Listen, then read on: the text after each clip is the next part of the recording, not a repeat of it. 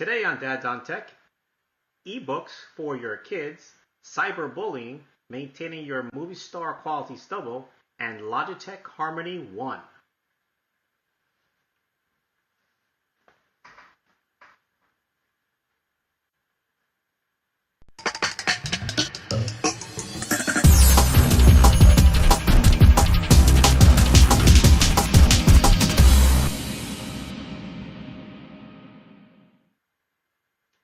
This is Dads on Tech, Episode 2, Maintaining Your Movie Star Quality Stubble. Recorded Monday, March 7th, 2011. And with me, I have the usual suspects. I have my two co-hosts, Zevmo Green of BreakBumper.tv and Dan Anderson. I'm just going to call Dan a devoted daddy vlogger. I hope that's good enough, Dan. Works for me. It's always enough. All right. Sounds fantastic. So the first story I want to cover is not a news story. This is a story that Zev and I covered sometime last year, just about tablets and ebooks. We're both huge fans of the iPad and tablets in general.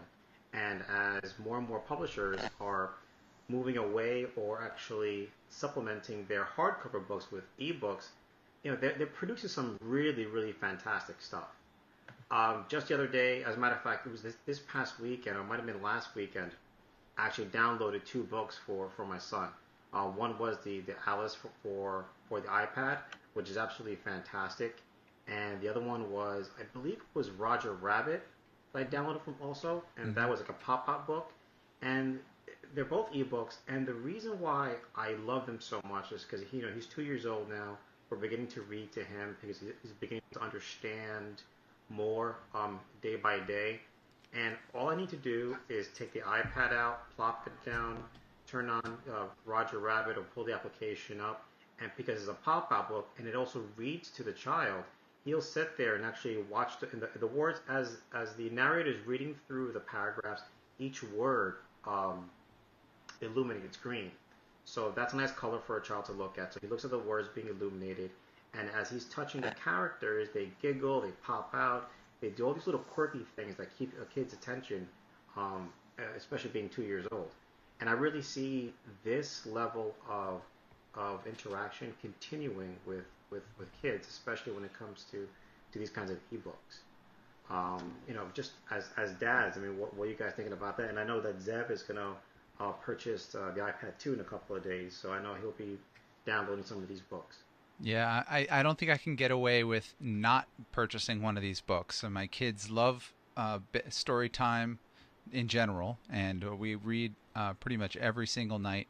And they've gotten into the habit of having the touchy books on the iPhone and a few other Hansel and Gretel and a few other books that come on the iPhone.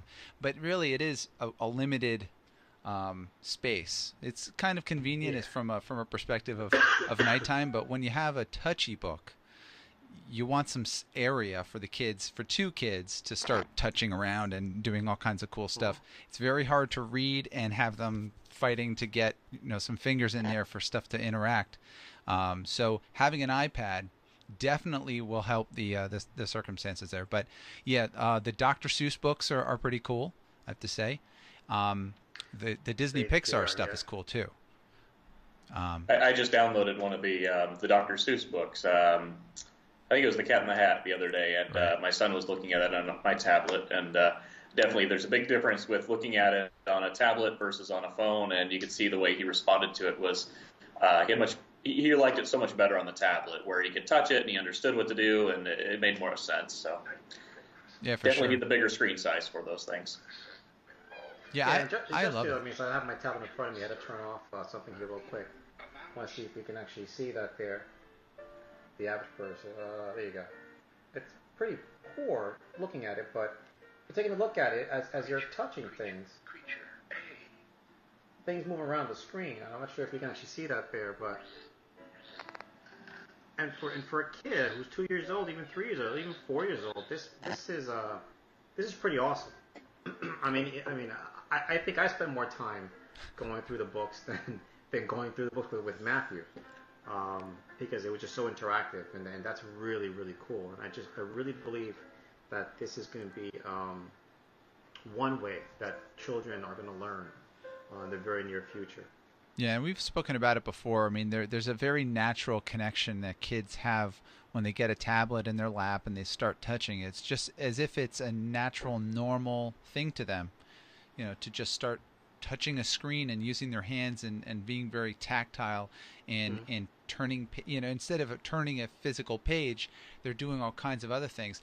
And I think that it's only the beginning stages of the technology and where it's going to evolve to, but I think it's quite specific that that this is going to be where things are going to move towards, especially with textbooks and schools. Adding more additional things there, right? Not just the fact that they're pop-out books or they're reading to you, but let's just say you want to color, right? It'll tell you paint green or use the blue color.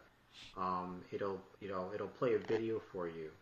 It will what else can it do? I mean, I guess I'm assuming there are a number of things that it can actually do as well.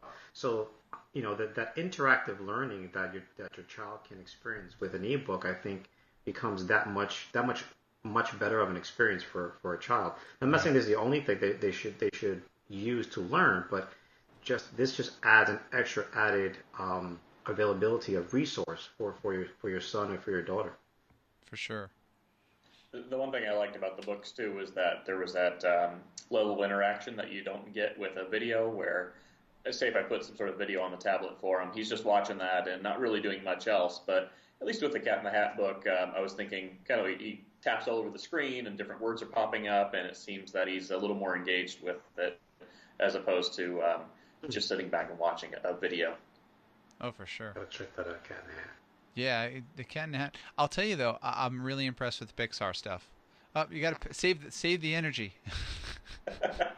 Sorry. No. I do that I'm not moving enough around here, apparently. You have to do some jumping jacks every 20 minutes. That's funny. It's, but no, I think that the Toy Story book was pretty cool. That they had the ability that you could record your voice reading it, or your child could record your voice also reading the story, and then replay that story with themselves reading it. I thought that's pretty cool also. Yeah. And who doesn't like Toy Story? Honestly, I mean, kids, dads, moms, everybody loves Toy Story. It's like one of the best 3 movies of all time. Mm-hmm. For sure. Yeah, so I'm super excited about it. I saw the other one that was recommended, The Wrong Side of the Bed in 3D. I didn't have a chance to see that either. But no, I haven't either. I'm actually gonna download some. I have some of these books already. I have Alice. I don't have Dr. Seuss. I don't have Jack and the Beanstalk, Toy Story, or The Wrong Side of the Bed. So I'm definitely gonna download these and download them for Matthew. Right. Because again, he really enjoyed them. He just sat there and was really amazed by what was going on in front of him. Yeah, I'm excited also because I want to see what what's to be. I'm just adjusting your video so you come over just a little bit. Yeah. True indeed. It's like half a person as I'm doing it on the fly. The next story, it's kind of a sad story, right? Cyberbullying. Oh, I mean, that's fun. we all we all grew up, went through grammar school, high school, college, even in some workplaces. We've all experienced that bully, right? That guy who picks on you, or you pick on somebody else, or whatever the case might be. Yep. Not for nothing, man. I mean, when I was growing up, I mean, I bullied and I was bullied on. So I come from both sides of the fence here, but I never ever thought of taking it so far to the point where you make this person's life just a living nightmare. Mm-hmm. I mean, it just seems like cyberbullying. I mean, and it seems like it's fallen since 2004 from that latest study that they actually did between 2004 and 2010. Cyberbullying is actually fallen, which is fantastic. But I just can't. It boggles my mind that that today we're on Facebook, Twitter, texting, and some of these kids are just being literally just destroyed. Yeah. I mean, just sent these nasty emails, nasty text messages, these nasty messages on Facebook and on Twitter. It just really blows my mind, and it makes me very, very sad. Yeah, this is one of the most serious subjects that families face and dads face as well. I from personal experience, I've been approached many times by a lot of different families, just because I am in technology and I have a background with hacking and other type of gray hat scenarios. So a lot of people have come to me for advice, and it's really troubling. It's problematic, it's troubling, and it's an emotionally scarring event that can happen, whether it be just regular cyberbullying, just straight bullying, harassment, sexual harassment. There's a lot of different ways that things go on. And as a kid, I was always the one that was bullied. I was the one that was kind of the passive kid. I was the receiver of all the harassments. So so that kind of made me even more of a advocate for the on behalf of the bullied person. So one person that really pushes against bullying in general, and it's kind of, that's my entire life pretty much. I mean, everything from politically to economically to everything has always been about that. It's always kind of shaped from my childhood, my entire adulthood. So I think that as a parent, it's very hard and very important to make sure that your kids are safe wherever they are as much as possible, and especially online, because at least when we were kids, our kids would come home and they'd be safe. Now they come home and they're threatened. So it's a very different scenario out there. Yeah. And Dan, I know you're too, because I think of as a kid, you always had kind of, at least you go hide in your room and hide under the covers and you're safe there. But now with so many kids with having either a phone or a PC in their bedroom, really, where are you safe if the person can always reach you through the computer? Right. Yeah, and a lot of times. Now, do you think this is a technology problem, or do you think this is just bullying gone crazy, or just bullying gone wild? I think the technology enables it to more so than maybe what we experienced, where, I think of, growing up that the worst thing that would happen is in person at school, or, a mean note getting passed or something like that. But there were certain hours when you couldn't really be reached unless they called on the phone, I guess. But right. I don't know. Now it seems like the technology is enabling you not only to be bullied more quickly or more people, but also there's that public shaming element of it too, where if it's posting something to Facebook or something like that, more people can see it pretty quick. And I think that's what's creating this explosion of the problem. Yeah, I agree. I think also everybody carries a mobile device now. So now if they get your text message, you can start text messaging you and sending you all kinds of things. They can call you, they can Facebook you, they can Twitter you, they can... there's so many different ways that they can attack you at this point. Plus, it's now not even just one event. It's they do one thing and then they'll say something mean, and then someone else will like it, and then someone else will share it, and then someone else will start posting pictures, and then it's just a snowball effect. That it's not that the bullying is different, it's just amplified more just because of the availability of so many resources. There's so many more tools for the bully to have now. So that's why it's even more important not only to stay connected with your kids, constantly talking with them, making sure that they feel like they can come to you with anything. You may be disappointed with what they do, or that they did something that you may not agree with, but it's very important to make sure that they don't have any hesitation to come to you if somebody is doing something that is inappropriate, don't like. And not only that, it's up to you to monitor what's going on in their life. So you've got to get social media equipped. You've got to become savvy to a certain degree. You have to understand what tools these kids are using. And you have to make sure that your kids also understand that it is a privilege, not a right. And you have to be able to have the ability to see their information. So that's a tricky one, but you have to start early on that. I agree, and it has to be explained to them that, listen, this is not an invasion of your privacy. You're your own person. You deserve your privacy. But unfortunately, it's not like when we were growing up, right? When we grew up, we said, Mom, Dad, can I go to the park? They said, fine. You go to the park. As long as I can see you, I'm fine. So go to the park, hang out with your friends, be home by 6, and that's it. You came home, or you didn't come home, and you got your butt spanked for not coming home. But it was a different time and age. Today, it's you know, you come home and your son or your daughter or whatever can go to their room, lock themselves in their room, and hop on their laptop, their mobile phone, their smartphone, their tablet, and go online for hours upon hours using Facebook, Twitter, whatever other social media tools or platforms they want to use. And if you are a parent that's not keeping a close eye over your child, then cyberbullying can really get out of control if your child is doing the bullying or receiver of the bullying. That's why I'm a huge proponent of keeping that PC, or whether it be a laptop or whatever it is, in a family place. Whether that's the kitchen, whether that's the living room, no PCs in the bedroom. It's just not right now. If you want a PC in the bedroom, maybe like when you're 18 years old or something like that, or when I feel that you're mature enough, or when I feel that it's safe enough for a PC in your room. And I hate to sound like a paranoid parent, but that's how I feel. I mean, when I had a PC when I was a kid, and my mom just she didn't know any better. She's whatever, take the PC into your room, and I did what I did.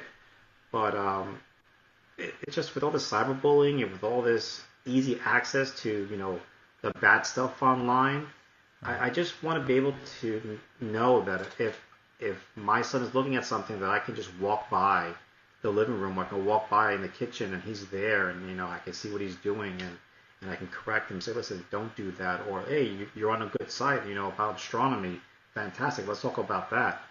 And I think that's how I feel because I think of, as a kid, same thing. I had the computer in my room, and if I was able to shut the door, then who knew what I was doing on the computer? But if it is in the living room, at a common area, there's always that chance that mom and dad could walk by, and it reduces the risk that who knows what would go on. But it helps keep the honest people honest. How's that? I mean, the hardest part really comes down to there's just a industry-wide lack of parental controls. In all devices, whether it be the television, whether it be tablets, mobile phones, computers, on and on and on. There's this kind of, I guess I would describe it as a cluelessness, some of these companies, about the difficulties that families have. And it frustrates me because a lot of the parental software or settings within some of these within operating systems are so ill-equipped for the average daily use of even the most remotely technologically savvy parent, and it's very frustrating. So I think that it's difficult to remove technology from the kids, especially from they're going to go home, they're going to go to school, and they're already going to have a smartphone, right? So they're already stage one out of your way. Right. Stage two, they'll go into the bathroom. They'll say they'll go into the bathroom. They'll be in the bathroom for 4 hours. Right. Go into the bathroom. I'll be right back. Exactly. I'll be right back. 4 hours later, you're knocking on the door. Can you get in? So they'll be sitting on the mobile device or iPad or whatever. So it really the long-term approach to this has to be that parent advocates have to literally force these companies to allow us to regain control of the technology, so that when we can create a somewhat safe harbor for the kids. And it's going to be a fight. It always is. Throughout the ages of ages, parents have always had this back and forth with kids. They want more freedom. You want more control. So it's always going to happen. It's just different capabilities. But and I guess it's tough, right? Because follow the money. Yep. Where's the money going? Where's the money coming from? You have to follow the money. If there is no money in making this piece of software hardware safe, then you really leave it to the company itself to actually say, you know what, we're going to be one of those companies that has the extra special something, that extra special sauce, and that is a level of security for parents. I know the Xbox does that rather well. The Windows operating system does that rather well. Zev, I mean, you're a pro at the Mac the Mac OS. Mm-hmm. Does the Mac OS have similar parental features also? It does. It's just that number one, there are always ways to bypass, right? But right. But number one, it becomes to the point where it's almost an afterthought in the OS development stage. And when it is implemented, even with Windows 7, they did a great job with parental controls in Windows 7. Even in Mac OS, they have great parental controls in Mac OS.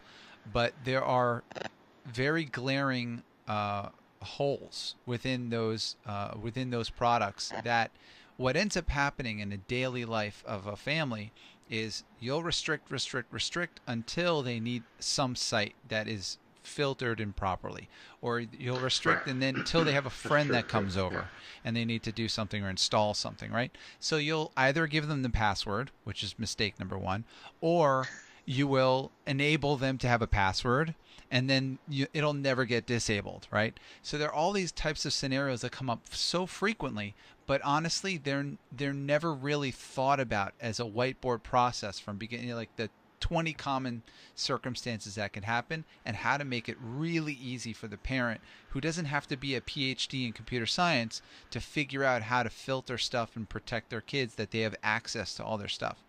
So yeah, it's hard. I agree. I agree. I mean, it's the best thing that we can do is to go back to basics, right? You know, parents just being good parents and saying, you know what, no, bullying is unacceptable. No. Right. If someone bullies you, you need to speak up. And then take it steps further also. Make sure that when your child gets home that the PC is somewhere in a common area where you can see the PC. We can see their laptop. We can see their tablet, their smartphone, whatever the case. And give them time.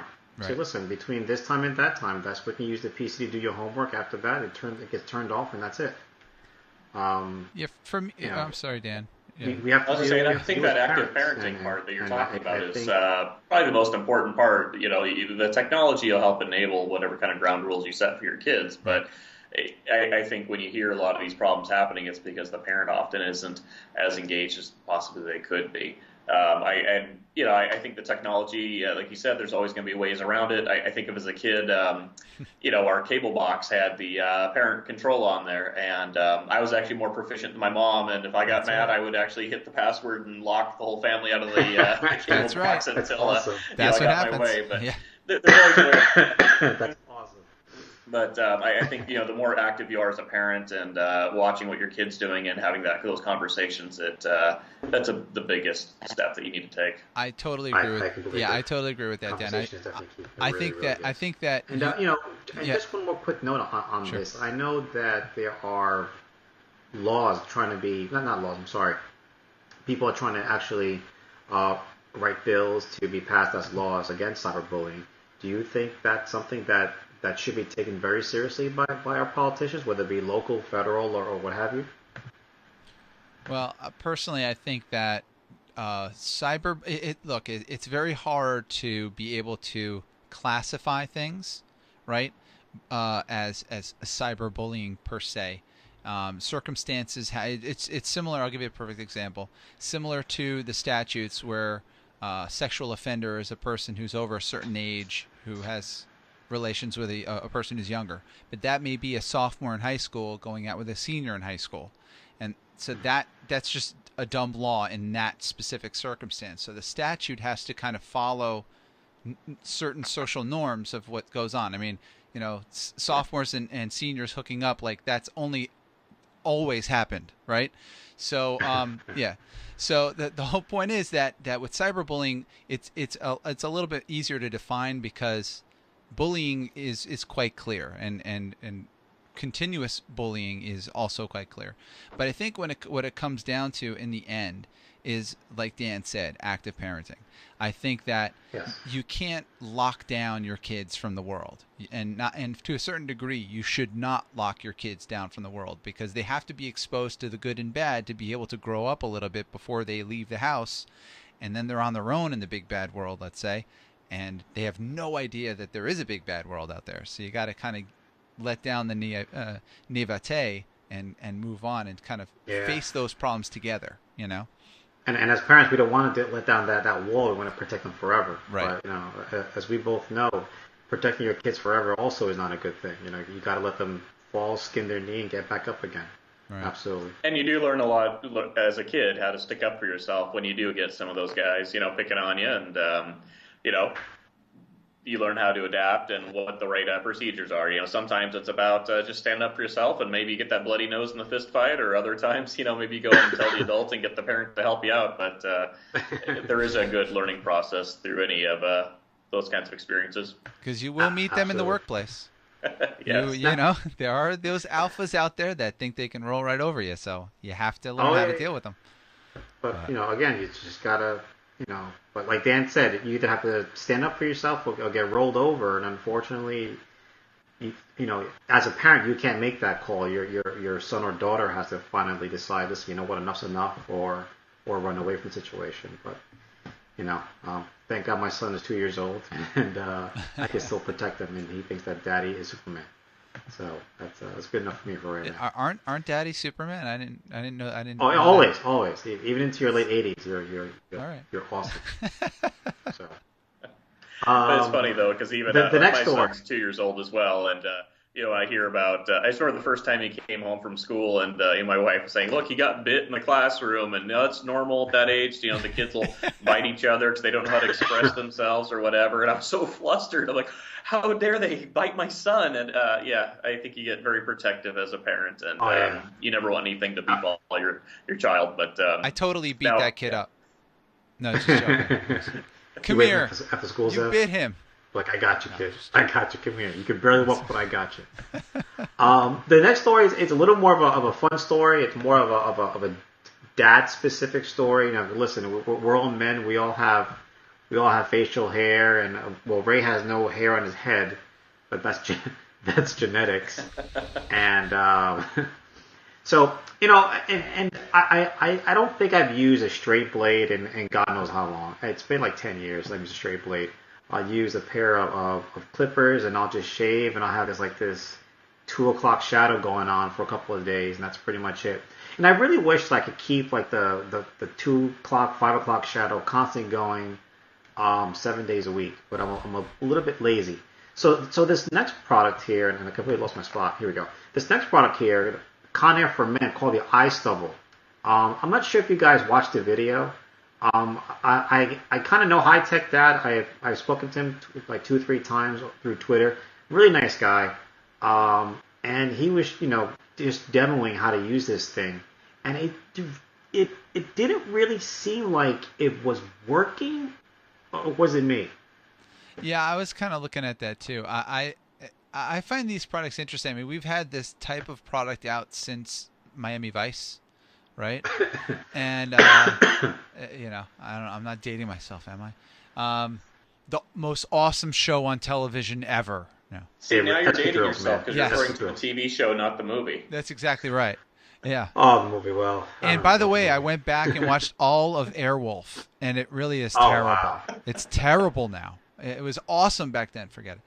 But as far as facial hair goes, which I'm used to. I'm Greek, so I grow a lot. And no, I think that it didn't kind of seem like it worked all that well, right? I mean, I guess it's all relative because it's 5 o'clock shadow, so it looks like you're a mess, basically, right? Yeah. So I guess as much as it could, it kind of looked like it didn't work. But yeah, I think it's an interesting look. I don't know if I would go for it personally, but I don't know. Dan, what do you think? I like to stay pretty clean cut, so that's my preference. I think it's from all my years of working at Disney. They wouldn't let you even have a mustache or anything at the time. So oh, really? Kind of came part of my DNA. Okay. Do you still have your book? The personnel handbook for cleanliness. Yes, the Disney Look Guidelines. Look guidelines. I still have that somewhere. It's pretty funny how draconian they were about everything you had to wear. Very step for working there. But, wow. That's horrible. I remember my summer. So for the employees, it's not one happy place.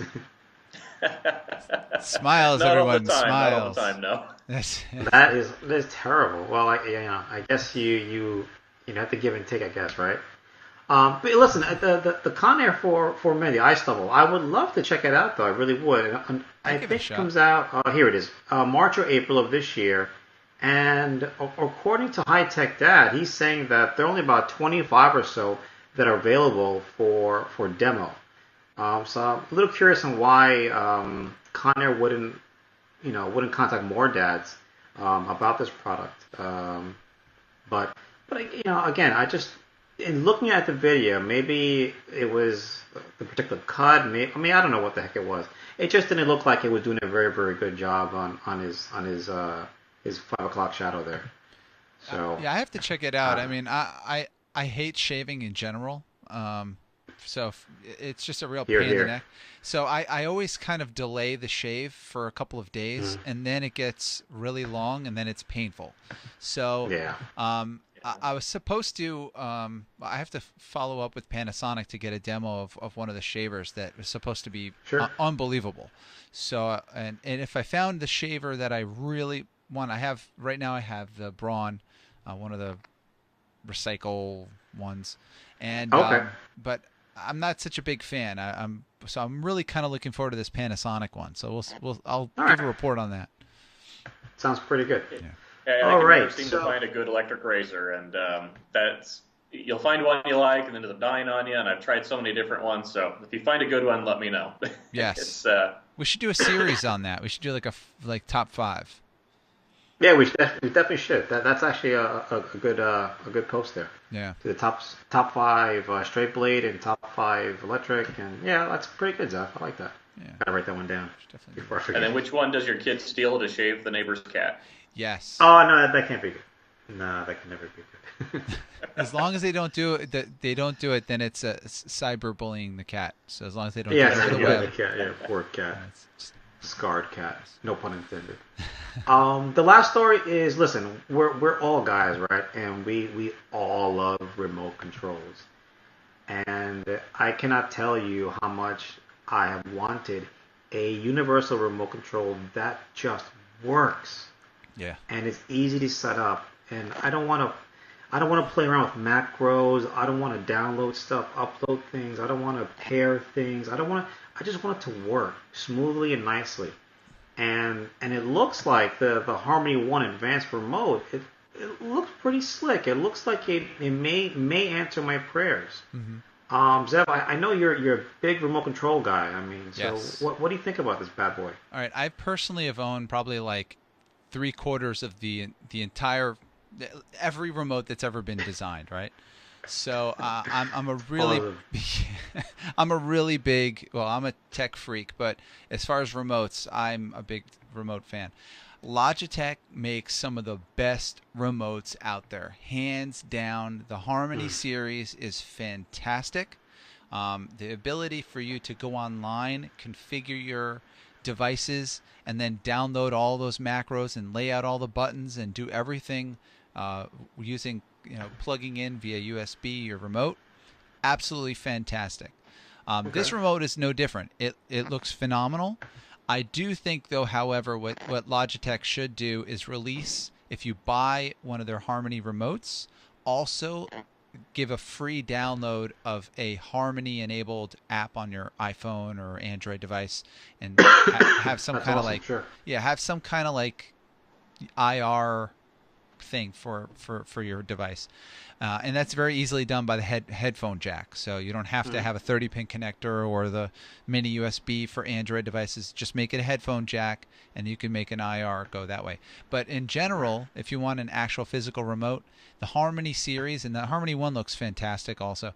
But I just like the quality, the design that the button layouts, how it feels in your hand. It's bottom weighted. So that's where your grip is. It's not a strange feel. We had the 770, the 780s. Yeah, I think we have both of them, as a matter of fact. And I still use one here to turn on like the Xbox and the TV, and that's pretty much it. I use it for. Yeah. Now, so do you guys think it's worth the money? Because that's my biggest stumbling block. Is I saw it and I thought, hey, sounds like a great thing. I hear lots of wonderful reviews, and I've got probably 6 different remote controls at my house. But that price point was my stumbling block. I'm like, I just can't plunk down that much cash for a remote control. So do you feel it's worth every penny? So my personal opinion is that the one may be a little. It's one of the more expensive ones. So you may want to step it down one model, but But basically the big differences are going to be IR versus RF. So it all depends on the device type that you have. That's one of the main things. But the thing is that you will have this remote and use the remote every single day for probably 2 years straight. That's generally the lifespan of a remote in a family environment, because their kids are going to pick it up. It's going to fall between the couch. It's going to be thrown across the room. Someone's going to sit on it. Someone's going to drop it 16 times. It's bound to happen. So about 2 years before stuff starts falling apart. But for 2 years, you will have a fantastic remote. It's going to be the only remote that you're going to need. You're going to be able to configure devices on the fly by just plugging it in, changing some macros, testing it, and then changing it back if you need anything else. You could set up further macros for different rooms. So you could have turn on TV macro for your living room and turn on TV for your den or whatever it is. So I think it is personally worth it. If you're willing to spend the $100 for the remote, $125, let's say, for some of the higher models, you're not going to regret it. It sounds like a lot of money out of pocket, which it is. It still is, though. Yeah, I mean, this particular, the Harmony One cost $249.99 retail. Yep. So that is a whole lot of money, but Amazon's selling it for $165. Yeah. That's $165. And it's RF. So, I think the one is RF. a little bit high in price, but if it can replace all of your remote controls in your house, and one of the best features I love about any of these Logitech remotes is that when you just hit the power button, if you want to hit like play or play games, whatever the case might be, that'll turn on those devices in that order. Right. I absolutely, positively love that. And it comes down to a question of use case, right? If you're getting the best use of this remote control, then you plopping 165 or even 249. Well, I would never pay 249 for a remote control, first of all. I would never do it, no matter how good it is. But I may drop the 165, or I may just hang out and wait until I go to Amazon.com and get maybe a used one for maybe 130. If I could find one for 130, I would definitely do it. Right. Definitely do it. Yeah, the whole thing is that yes, it is a very expensive remote. Even if you drop it down in the 900 series, 800 series, but I've had, this is probably my third in the long line of the generations. I think I had one of the first Harmonies, and at that point, again, it was basically the same amount of money. It was about $125. And I think at that point, I think I got it at like Price Bid or one of those sites that have gone the way of the dodos. But the very cool thing was the evolution of the technology has just gotten better. It hasn't changed, very much. They still have a huge library. Almost any device. I don't think I've had a device that hasn't already been in there already configured. Olivia. Right. Olivia TVs. Olivia TVs for you? Are not in there. I'll check. I've tried it. I even got on the phone with a Logitech tech support guy. Yeah. And he sat there with me. And the minute I said Olivia, he was like, all right, first of all, good luck. Second of all, let's try these key combinations. And then just keep on, just go in descending order. Now that may very well be on Olivia's end, because Olivia. Absolutely, 100%. That's what he said. He said Olivia is infamous for having the wrong codes. Right. And I said, why would a TV company do that? He said, sir, I really don't know. I don't work for Olivia. Right, but that may also be the fact that they're a very inexpensive model. It's a great TV. It really is. I mean, and they're very expensive. Exactly. But the Samsungs and Toshibas and Vizios are awesome. Yeah. But yeah, no, I have nothing but praise for Logitech. I think their products are very good. I've had many Harmony remotes, and I've tested a lot of non-Harmony remotes. I would recommend it. I don't know if I would spend Harmony One money because I don't have any RF devices, so I just need IR. So that's not that important to me. But this is a great point. So they have some models that are battery powered, and they have some models that are rechargeable. My personal opinion is get the ones that are battery powered, It sounds like you'll use the ones that are rechargeable. It sounds really awesome. Oh, I'll just throw it in the charger. But you will not throw it in the charger willingly until the last second when it tells you you must put it in the charger. And it always comes. That's when you need it. Yeah, just when you need it. Right when you That's are in exactly the middle of a program. It's like, pause, damn it, pause. And then you got to stick it in the charger and sit there and wait 10 minutes while going through commercials, which we don't do anymore. So we go through commercials, and then you finally have just enough power to finish your program and then throw it in the dock again. So my personal recommendation, if you're looking for a remote in Harmony, I would recommend as being on your top 2, because there really aren't that many. But I was going to ask if there's any others out there. I think Logitech's Harmony is the only one I know of. Yeah, they're pretty much the cream of the crop when it comes to it. It's just that their price range kind of puts them out from some of the lower ones that you get out of Radio Shack or the kind of universal RCA ones. But you don't have to go to Crestron money to get a decent remote. The Harmony is definitely well worth the money. But what I would do is recommend the one with the battery. Yeah. So Dan, to answer your question in a roundabout way. I need to go shopping now. That's right. Yeah. So BH Photo, BH That's Photo, right. yeah.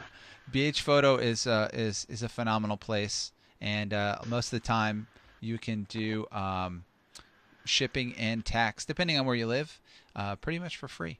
So I would recommend BH Photo anytime, hands down. That or Amazon, but generally speaking, B&H has got better prices. Yeah, I love Amazon. It's about to go. And B&H is like it's like a man cave. You walk in there and it's like you want everything. You're like, I want that. What does it do? I have no idea, but it looks so cool. I have to have it. And that's it's a great spot to go to. It's just to hang out.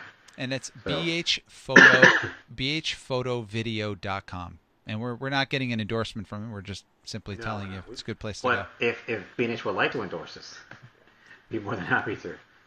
They keep mentioning him a few more times. See what happens. That's bhphotovideo.com.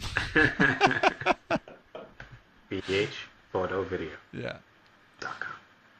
.com. All right, guys. I think we're good for another show. I hope that we got a good mix of topics in there. I'll try to keep it as fresh as possible. Having some just very specific technology for dads, and as well as talking about technology that dads should know about to protect the family, kids, make life happier, safer, more fun, and etc. So hopefully we have like almost 100 views here, so hopefully people who come by and check the show out really quick got that feel. So thank you so much for coming by and listening to us. Dan, thank you so much for taking time out and dropping in. Zev, as always, thank you so much for everything you do. And you can always catch a live Dads on Tech. It'll be Mondays at 9 o'clock EST. And you can check us out also on breakbumper.tv. You can go there for all of the rest of our digital properties. And if you would like to follow breakbumper.tv on Twitter, it is breakbumpertv, no dot, just breakbumpertv. And that's it, guys. That's another show. I'll use a Leo Laporte-ism in the can. Beautiful. Be well.